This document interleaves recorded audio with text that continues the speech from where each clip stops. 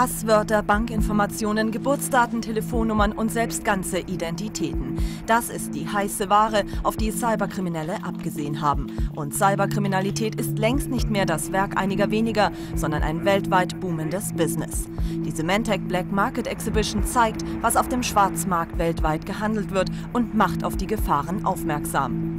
Zusammen mit Prominenten wie Rapper Snoop Dogg wirbt Symantec deshalb für einen bewussteren Umgang mit persönlichen Daten im Netz. Cybercrime has never been easier. Because of the specialization of roles, the barrier to entry is really quite low. There's even free tools out there that people can use, ready-made hacking kits. And of course they can pay a little bit more if they actually want support for that to get the latest updates and so forth.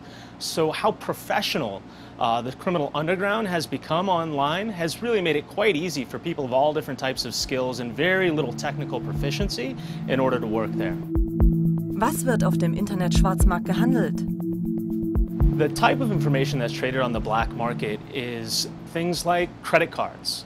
Matter of fact, there's so many of them that they typically sell them in bulk in things called dumps. You get a massive, just hundreds of credit cards in one dump with people's personal information in there.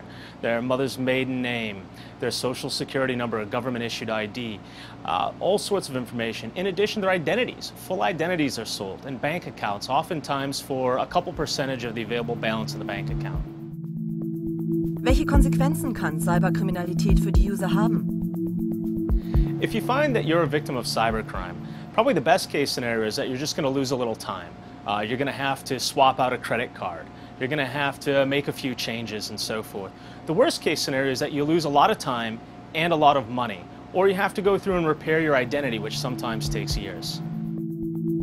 Wie kann man sich vor Cyberkriminalität schützen? Well, to avoid becoming a victim of cybercrime, the first thing you have to have is that same street smarts you have out in the actual streets, you need to have on the information superhighway, on the internet. So if it seems too good to be true, if it makes you feel a little uneasy in your stomach, think twice, set it down, come back to it later after you've had the chance to consider it.